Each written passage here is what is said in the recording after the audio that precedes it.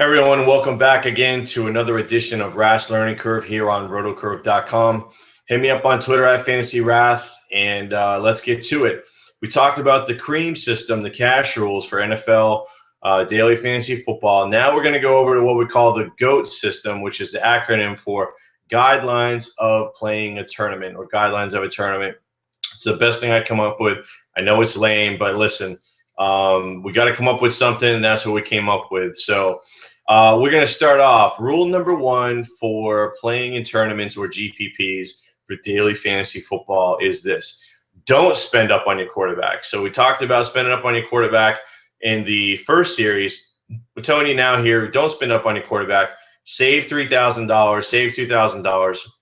You're going to spread that money in other positions. Here's the deal: quarterback has there's a lot of variance in quarterback in the sense that you can drop down and find a mid-tier quarterback with an optimal matchup, and they're going to outperform their typical projection. The perfect example of a guy last year is Ben Roethlisberger, who had several games where he was a mid-tier price quarterback and broke out and had monster games. So that's going to be a situation that you're going to want to capitalize in tournaments, because while his floor is not necessarily there and he's got a very high standard deviation, the ceiling or the upside is so much that he's going to outperform his salary to the point where you're going to be able to finish at the top of the money in a tournament. So that's what we're looking for quarterbacks in GPPs.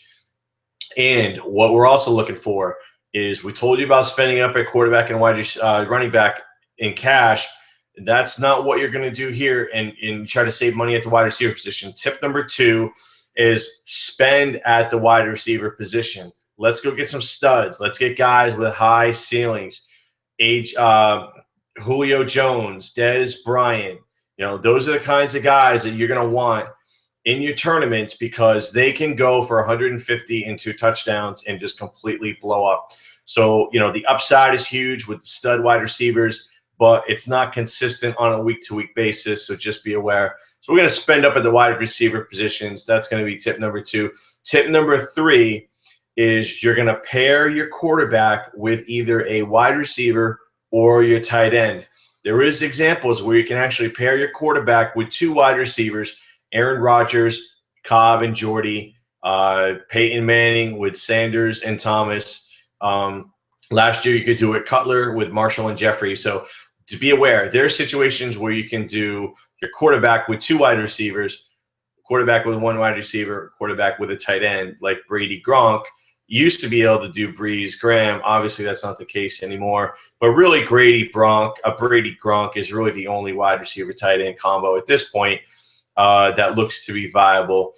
Maybe the Eagles quarterback, whoever that turns out to be, along with Zach Ertz, could be a play later on down in the season. So we'll keep an eye on that. So tip number three, make sure you pair your quarterback with your receivers and or a tight end. Tip number four, look to pair wide receivers in the same game. What I mean by that is, if you've got a high total, like say opening game with Philadelphia and Atlanta, or with the Giants and Dallas, look, you can basically play the game. What you want is you take Odell Beckham and Dez Bryant with the expectation that this is going to be a shootout, a very close, high-scoring game. It's going to be a shootout, and that you're taking the number 1 wide receiver on both sides, so you want to own shares and equity of the entire game. That's tip number 4. Tip number 5, flex position strategy, is we're going to use our wide receiver in the flex, and especially on DraftKings, where you got 1 point PPR and you got the 100-yard bonus. It's much easier for a wide receiver in the NFL these days to hit the 100-yard bonus than it is for a running back. So again, we're going to go with our wide receiver at the flex position, especially on DraftKings. That's going to be tip number 5. Stay tuned for another video in the Rath's Learning Curve series, where we talk about tips number 6 through 10 on how to play tournaments, or what are known as guaranteed prize pools, or GPPs. Stay tuned.